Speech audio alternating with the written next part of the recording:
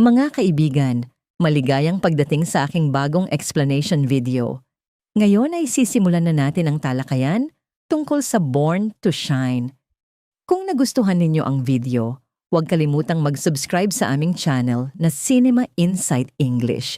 Para sa mga nanonood mula sa Facebook, ang link ng aming YouTube channel ay nasa video description. I-click lamang ang link at mag-subscribe upang makatanggap ng lahat ng mga update. Maraming salamat po sa inyong suporta.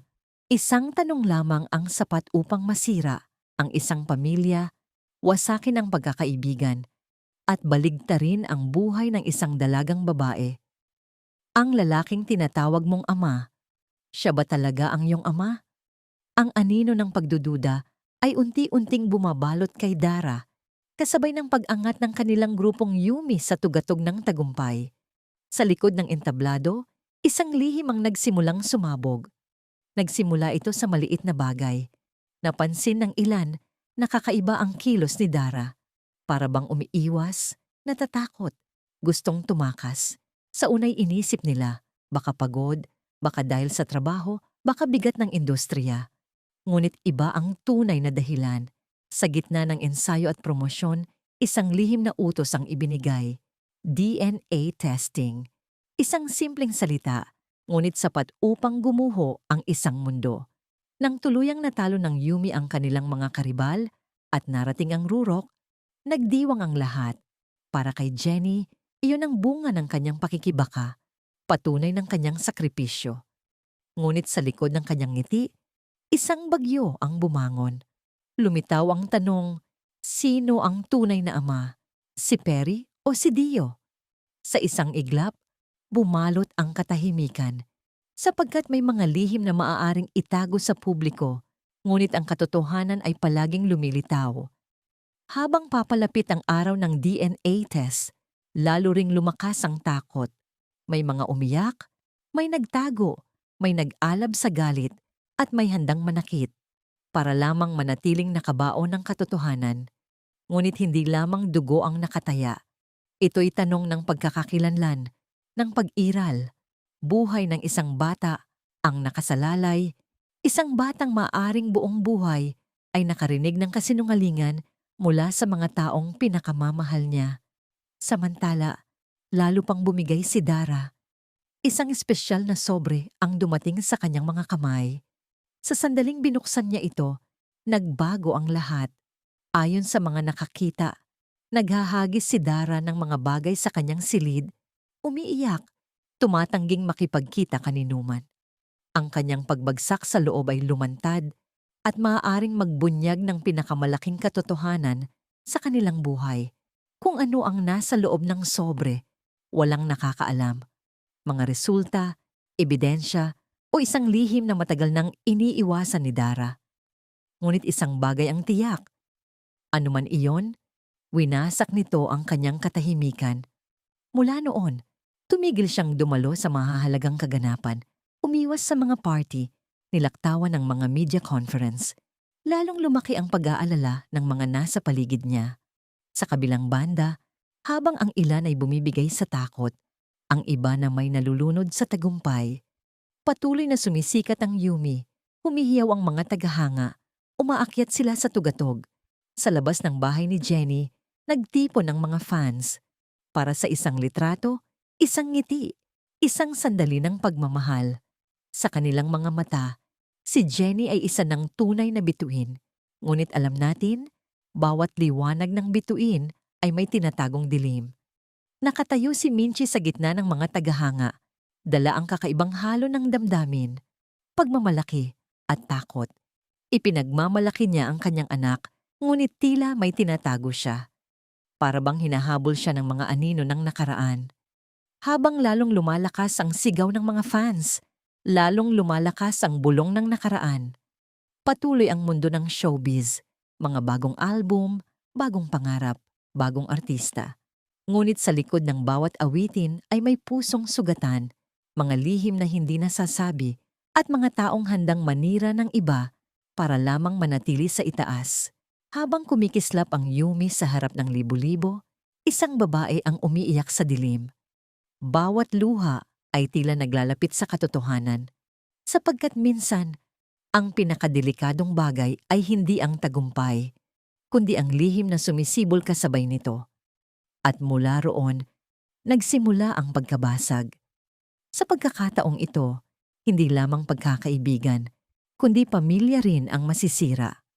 Ang matagal nang nakatagong lihim na nakapaligid kina Minchi, Dara at Jenny ay malapit nang sumabog. At kapag nabunyag, hindi na muling babalik ang kanilang dating buhay.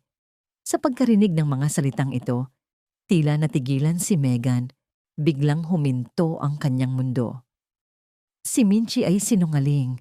Nang lumabas ang mga salitang ito mula sa bibig ni Dara, nakita ni Megan ang isang kidlat ng galit sa kanyang mga mata na hindi pa niya nakikita kailanman. Ang galit ay malalim, parang sama ng loob na itinago sa loob ng maraming taon. Nanatiling tahimik si Megan, walang sagot, sapagkat sa kanyang isipan ay sumulpot ang mga tanong. Kung tunay ngang masama si Minchi, bakit palaging nararamdaman ni Jenny ang pag-aalaga at lambing kapag kasama siya? Bakit ang kanyang mga mata ay nagpapakita ng sinseridad? At ang pinakamalaking tanong sa lahat, tunay bang mahal ni Dara si Jenny bilang sariling anak o kinokontrol lamang niya ito sa pamamagitan ng takot? Patuloy na lumalalim ang mga pagdududa ni Megan, ngunit kasabay nito ay lalong tumitibay ang kanyang ugnayan kay Jenny. Sa gitna ng kaguluhan ng showbiz, natagpuan nila sa isa't isa ang pag-unawa, malasakit, at ang nakaaaliw na pakiramdam na hindi sila nag-iisa. Isang gabi, sa kalagitnaan ng pag-uusap, biglang sinabi ni Megan, parang natagpuan ko na ang matagal kong nawawalang kapatid, at si Jenny iyon. Ngumiti siya habang sinasabi ito, ngunit sa likod ng ngiti ay mayroong kawalan at pananabik. Sapagkat gaano man kataas ang marating ng Yumi sa tagumpay, sa kanyang puso ay palaging may puwang na hindi natutugunan. Milyon-milyong tagahanga ang pumalakpak, kumuha ng litrato at tinawag ang kanilang mga pangalan. Ngunit ang isip ni Megan ay patuloy na ginugulo ng tanong, sino ba talaga siya? Ano ang kanyang tunay na pagkakakilanlan? At walang sino man ang may sagot. Sa likod ng kumikislap na mundo ng showbiz ay nakatayo ang isang dalagang matagal nang naghahanap ng kanyang tunay na lugar. Samantala, patuloy na tumataas ang kasikatan ng Yumi. Mas maraming endorsements, mas maraming panayam, mas maraming tagahanga. Ngunit kasabay ng kanilang tagumpay ay lumalago rin ang inggit, lalo na mula sa kanilang karibal na grupong Nikki.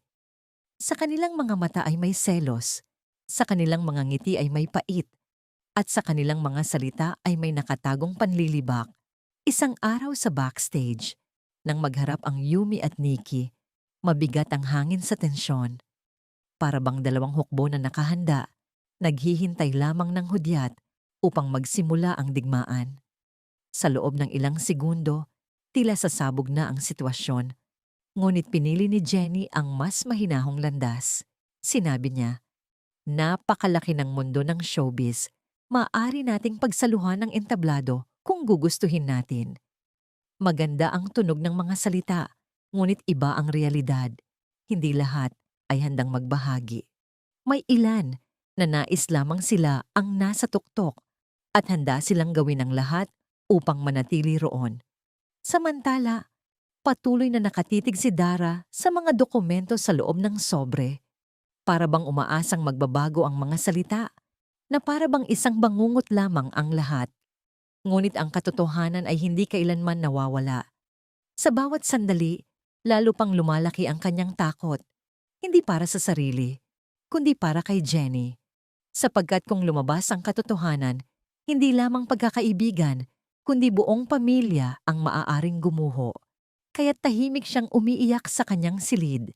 Sa kabilang banda, lumulutang si Jenny sa tuwa. Pumunta siya sa kanyang pamilya at sa sandaling pumasok siya ay sinalubong siya ng init, yakap, ngiti, mga matang puno ng pagmamalaki. Sa kasiyahan ay sinabi niya, "Number 1 ang kanta natin." Sa sandaling iyon, lahat ng problema, lahat ng lihim, lahat ng sakit ay tila naglaho. Pamilya at pag-ibig lamang ang nanatili, ngunit madalas mangyari. Ang pinakamasasayang eksena ay nagtatago ng pinakamalalaking trahedya. Habang nakangiti si Jenny, may mga taong palihim na nagsisiyasat. Naghahanap sila ng mga sagot. Sino ba talaga si Jenny? At ang pinakamasakit, si Jenny mismo ay hindi alam na siya ang sentro ng misteryong ito. Habang lahat ay nagdiriwang ng tagumpay, hindi makatulog si Dara. Ramdam niya na paparating na ang araw na mabubunyag ang tunay na katotohanan, ang araw na mababasag ang mga lihim na itinago sa loob ng maraming taon. Sa pagtatapos ng gabi, may isang tao na sa wakas ay humawak sa sobre. Lumaki ang mga mata, nanginig ang mga kamay, at mula sa kanyang labi ay lumabas ang isang pangalan. Isang pangalan ng lalaki, matagal nang nakatago sa likod ng mga kasinungalingan. Ang pangalang iyon ay magbabago magpakailanman sa buhay ni Jenny. Ang mga salita sa loob ng dokumento ay nagpahinto sa taong iyon sa kanyang kinatatayuan. Malalaki ang mga mata, nanginginig ang mga kamay, at dumulas ang pangalan. Isang pangalan ng lalaki, itinago sa loob ng maraming taon. Ang pangalang yun lamang ay sapat upang baguhin ang kapalaran ni Jenny. Nanatiling nakabitin ng tanong, kung ikaw si Jenny, gugustuhin mo bang malaman ang buong katotohanan kahit na masira ang iyong pamilya? Bakit lubos na natatakot si Dara? At sino ang unang nakakita ng lihim na kayang wasakin ang lahat? Nagsimula ang lahat sa matagal nang nakatagong galit ni Dara. Ang puot na yon ay nagliyab sa kanyang loob na parang apoy, at nang tuluyan itong sumabog, wala nang nakapigil sa kanya. Sa kanyang mga mata ay malinaw ang matinding pagkamuhi habang nakatingin kay Minchie. Hindi ito simpleng hindi pagkakaunawaan, hindi basta sama ng loob. Sa likod nito ay malalalim na sugat, mabibigat na dahilan. Sa bawat salita ay naroon ang mga tao ng tinagong sakit. Wala kang karapatan sa anak ko. Isang sigaw, isang paratang, at kasunod nito ang paghihilahan ng buhok, ang pagtutulakan, para bang dalawang bagyo ang sabay na nagbanggaan. Sinubukan ng mga tao sa paligid na paghiwalayin sila, ngunit lalo lamang lumakas ang tensyon. At sa gitna ng kaguluhan ay nakatayo si Jenny. Tahimik, litong-lito, sugatan. Hindi niya maunawaan kung bakit siya ang sentro ng lahat ng galit na yon.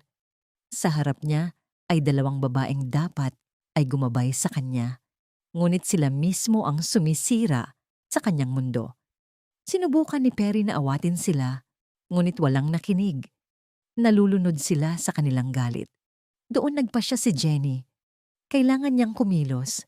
Ayaw niyang nakatayo lang at nanonood. Ayaw niyang magpatuloy ang laban. Ngunit sa isang iglap, nagbago ang lahat. Natulak si Jenny na wala ng balanse at muntik nang bumagsak sa sahig. Lahat ay natigilan. 1 segundo, 2 segundo, at ang katahimikan ay naging pinakamabigat, pinakanakakatakot sa lahat. Pagkatapos ng katahimikan, lalo pang nag-alab ang galit ni Minchie. Sa kanyang mga mata, hindi lamang siya kundi pati ang kanyang anak ang inaapi. At iyon ay hindi niya kailanman mapapatawad. Ngunit sa gitna ng kaguluhan, may isa pang kwento ang unti-unting nabubuo. Isang kwento ng pag-ibig, o marahil isang kwento ng paggamit. Sapagkat habang umiiyak si Jenny sa gulo ng kanyang pamilya, si Nate ay nasa kanyang tabi. Sa bawat tinginan ay may kakaibang koneksyon. Sa bawat ngiti, sa bawat pag-uusap ay lalong naglalapit ang kanilang mga puso.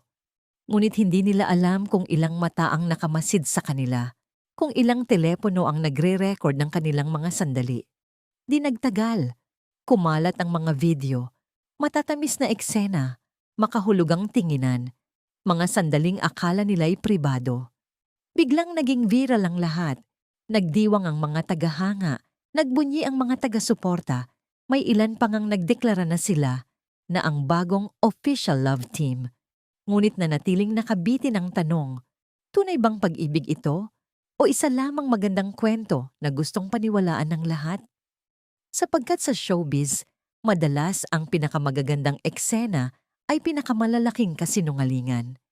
Habang tumataas ang kasikatan ni na Jenny at Nate, isang hindi nakikitang figura ang tahimik na nakamasid sa kanila. Hindi mabasa ang kanyang tingin. Pag-ibig ba yon? O babala? Sa kabila ng viral na kasikatan, lalong tumibay ang pagkakaibigan ni na Jenny at Megan. Sa gitna ng kaguluhan, natagpuan ni Megan si Jenny na parang pamilya. Ang kanilang ugnayan ay tila magkapatid, isang koneksyong mahirap ipaliwanag. Ngunit hindi nila alam kung gaano kalapit ang pakiramdam na iyon sa katotohanan. Isang lihim na matagal nang nakabaon ang naghihintay na lumitaw. Isang lihim na kayang baguhin ang lahat. Habang lalong lumalapit si Megan kay Jenny, lalong nababalisa si Dara. Ramdam niya na hindi dapat pagkatiwalaan ni Megan si Jenny. Ngunit bakit? Ano ang alam ni Dara na hindi alam ng iba? Bakit siya takot sa kanilang pagiging malapit? Sa pagtatapos ng araw, nang maglakad si Megan kasama si Jenny, tahimik na nakamasid si Dara. Malamig, ngunit puno ng pag-aalala ang kanyang mga mata. Natapos ang araw na yon na mas marami ang tanong kaysa sagot. Akala ng lahat, simpleng tunggalian lamang ang namamagitan kina Dara at Minchi. Ngunit sa likod nito ay may mas malalim na misteryo. Kahit matapos ang matinding banggaan nila, hindi pa rin mapakali si Dara. Tahimik siyang nakaupo sa isang sulok, ngunit ang kanyang mga mata ay nagbubunyag ng matinding tensyon. Para bang may mabigat siyang pasan na hindi niya kayang ibahagi. Akala ng mga tao, ang galit ang problema, ngunit mas malalim ang tunay na dahilan. Sa tuwing nakikita niyang nakangiti si Megan kasama si Jenny, lalo siyang nababalisa. Para bang nauubos na ang oras. Walang alam si Megan. Lalo siyang lumalapit kay Jenny sapagkat sa kanyang mga mata, si Jenny ang tunay na nakakaunawa sa kanya. Magkasama nilang naramdaman ang ginhawa na wala ang ingay ng mundo. Sa unang pagkakataon matapos ang mahabang panahon, naramdaman ni Megan na may kasama siyang parang pamilya. Sinabi niya, "Jenny, pakiramdam ko mas naiintindihan mo ako kaysa sa kahit sino." Ngumiti si Jenny, ngunit sa likod ng ngiti ay may kawalan. Matagal na rin siyang naghahanap ng lugar kung saan siya tunay na nabibilang. Matagal na niyang nilabanan ang kanyang mga laban ng mag-isa. Ang kanyang mga ngiti ay nagtatago ng sakit. Unti-unting binuwag ng sinseridad ni Megan ang mga pader sa paligid ng kanyang puso. Ngunit ang kanilang pagiging malapit ay lalong nagdulot ng pagkabalisa kay Dara. Sa pagkakataong ito, hindi na siya nanahimik. Binalaan niya si Megan, "Hindi lahat ay gaya ng iniisip mo." Nagulat si Megan at nagtanong, "Bakit ayaw mo kay Jenny?" Mabilis na iniwas ni Dara ang kanyang mga mata. Isang simpleng tanong, ngunit iyon ang pinakanatatakutan niya. Paano niya ibubunyag ang katotohanan na kayang wasakin ang lahat? Mula sa sandaling iyon, nagsimulang lumaki ang hinala sa isip ni Megan. Sa unang pagkakataon, ang kanyang mga tanong ay hindi na tungkol kay Jenny, kundi tungkol sa kanyang sariling ina. Ano ang itinatago ni Dara? Samantala, ang viral na tambalan ni na Jenny at Nate ay naging usap-usapan sa buong lungsod. Bawat sandali ay ipinagdiriwang ng mga tagahanga, ngunit sa likod ng mga eksena ay may mas malaking lihim na unti-unting nabubuo. Isang lihim na, kapag nabunyag, ay magbabago sa buhay ng lahat. Mas marami pang mga video, mas marami pang mga larawan ang patuloy na kumakalat. Bawat post ay nagdadala ng mas maraming reaksyon kaysa sa nauna. Para bang lahat ay nais silang magsama. Nagdiwang ang publiko sa matatamis na sandali ni na Jenny at Nate. Ngunit sa likod ng kasiyahan ay may isang taong tahimik na naghihirap. Isang taong nagtatago ng sakit sa likod ng ngiti. Ngunit unti-unting nababasag sa loob. Sapagkat hindi lahat ay masaya para kina Jenny at Nate. May mga matang puno ng selos, may mga pusong puno ng inggit, at may mga taong handang sirain ang kanilang perpektong imahe. Madalas, ang pinakadelikadong kaaway ay hindi yaong hayagang nagpapakita ng galit, kundi yaong nakangiti, habang naghihintay ng tamang sandali upang umatake. Hindi alam ni Jenny na habang tumataas ang kanyang kasikatan, lalo rin siyang nagiging target. Target ng mga taong nais siyang ibagsak, nais tapusin ang kanyang tagumpay. Dumadami ang mga tagahanga, ngunit dumadami rin ang mga kaaway. Hindi makalimutan ni Minchie ang araw na nadapa si Jenny sa gitna ng kaguluhan. Bawat alaala ng sandaling iyon ay lalo lamang nagpalalim ng kanyang galit kay Dara. Sa kanyang puso, ramdam niyang hindi niya kailanman mapapatawad ang sinumang nanakit sa kanyang anak. Ngunit hindi alam ni Minchie na si Dara ay may mas malalalim pang sugat. Mga desisyon mula sa nakaraan ang patuloy na bumabagabag sa kanya. At kung sakaling lumabas ang katotohanan, maaaring magbago ng lubusan ang tiwala ni Minchie. Isang gabi, tahimik na umiyak si Dara. Sa kanyang mga kamay ay isang lumang bagay na itinago niya sa loob ng maraming taon. Mahigpit niya itong hinawakan. Para bang natatakot siyang mawala ito. Para bang iyon na lamang ang huling koneksyon sa katotohanang patuloy niyang iniiwasan. Bumagsak ang mga luha at mula sa kanyang labi ay lumabas ang isang pangalan.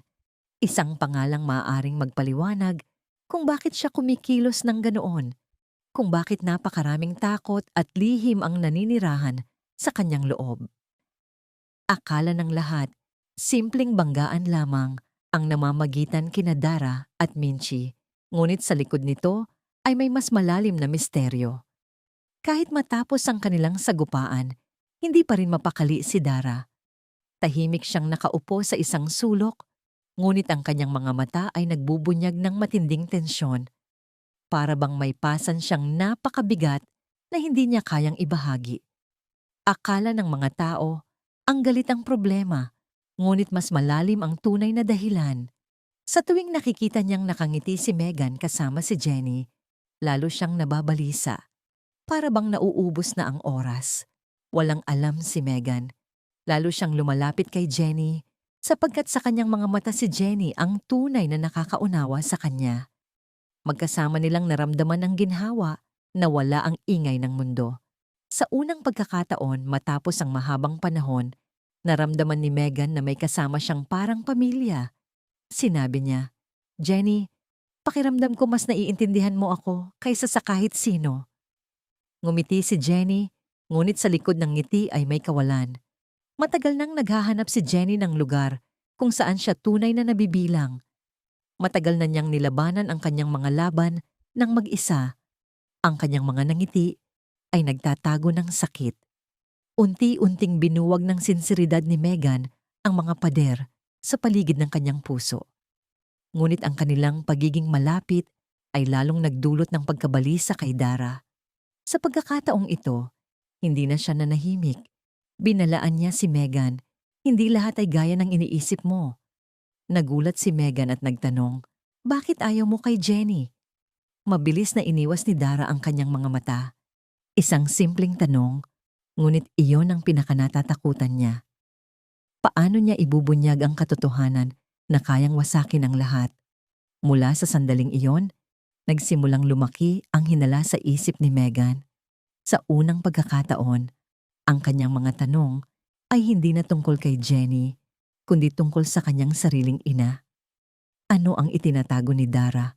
Samantala, ang viral na tambalan ni Jenny at Nate ay naging sentro ng atensyon sa buong lungsod.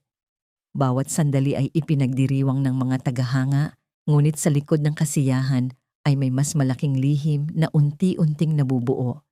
Isang lihim na, kapag nabunyag, ay magbabago sa buhay ng lahat.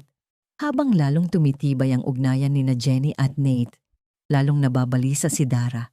Isang gabi, hindi na niya kinaya at muling kinausap si Megan. Sa pagkakataong ito, mas mabigat ang kanyang tinig, mas seryoso ang kanyang damdamin.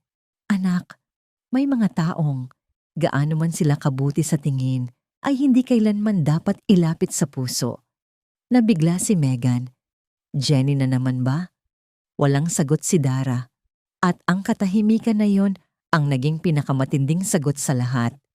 Habang lalong sumisikat ang tambalan ni Jenny at Nate, Isang hindi nakikitang figura ang tahimik na nakamasid sa kanila. Hindi mabasa ang kanyang tingin. Pagmamahal ba yon o babala? Tumataas ang kanilang kasikatan, ngunit tumataas din ang mga panganib. Marami ang nagsimulang maghukay. Sinusubukang alamin kung sino ba talaga si Jenny at bakit napakaraming misteryo ang nakapaligid sa kanyang pangalan. Habang abala ang publiko sa pagdiriwang ng kanilang love team, isang lumang dokumento ang muling lumitaw. Isang record na matagal nang binaliwala. Isang mausisang tao ang nakatagpo nito at nagsimulang magtanong. Mga tanong na ayaw sagutin ng sinuman, mga tanong na maaaring humantong direkta sa katotohanang matagal nang nakatago. Samantala, nanatiling tagapagtanggol ni Jenny si Minchie. Sa tuwing naaalala niya ang araw na nadapa si Jenny sa gitna ng banggaan kay Dara, muling nag-aalab ang kanyang galit. Ngunit kasabay ng galit na iyon ay lumalago rin ang pagnanais na makahanap ng mga sagot. Ramdam din niya na may mga bahagi ng kwento na nawawala, mga piraso ng nakaraan na hindi pa nasasabi. Marahil may mas malalim na dahilan ang mga kilos ni Dara. Habang lahat ay naghahanap ng kasagutan, isang lihim ang naghihintay na sumabog. Isang lihim na hindi lamang kayang paiyakin sina Megan at Jenny, kundi kayang wasakin ang ugnayan na kanilang itinayo. Dumating na ang araw na muling nagharap sina Megan at Jenny.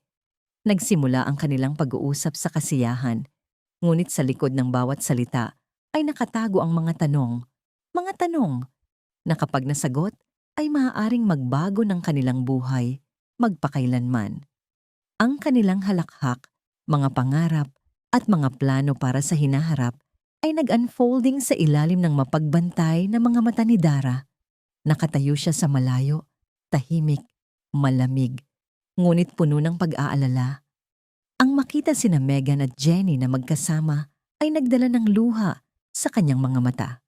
Ngunit hindi iyon luha ng galit ni ng selos.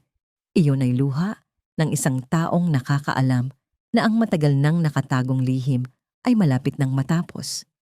Sapagkat gaano man ito itago, ang katotohanan ay palaging lumilitaw. Gabing iyon, isang pangalan ang muling bumangon mula sa nakaraan. Isang pangalang malalim na nakaugnay sa buhay ni na Megan at Jenny. Isang pangalang maaaring magpaliwanag kung bakit napakahiwaga ng kanilang koneksyon, kung bakit napakalakas ng kanilang ugnayan. At nang may isang tao, isang matagal nang naghahanap ng kasagutan, ang makarinig ng pangalang yon, lumaki ang kanyang mga mata, nanginig ang kanyang mga kamay. Sa wakas, hawak na niya ang isang piraso ng katotohanan, isang bagay na sapat upang baguhin ang lahat. Ngunit nanatiling nakabitin ang tanong, handa na ba sina Megan at Jenny na malaman ang katotohanan yon? Kaya ba nilang unawain kung bakit pilit silang pinaglalayo ni Dara? At kung tuluyang mabunyag ang lahat, lalong titibay ba ang kanilang ugnayan o yun na ang simula ng kanilang pagbagsak? Ang susunod na kabanata ang magbubunyag ng pinakamalaking lihim, isang revelasyon na kayang baguhin hindi lamang ang kanilang pagkakaibigan, kundi ang buong buhay nila. Sapagkat minsan, ang taong buong buhay mong hinahanap ay nasa harap mo na, natatakpan lamang ng belo ng katotohanan. Maraming salamat sa panonood ng buong video. Para mapanood ang susunod na episode explanation, huwag kalimutang mag-subscribe Cinema Insight English Channel.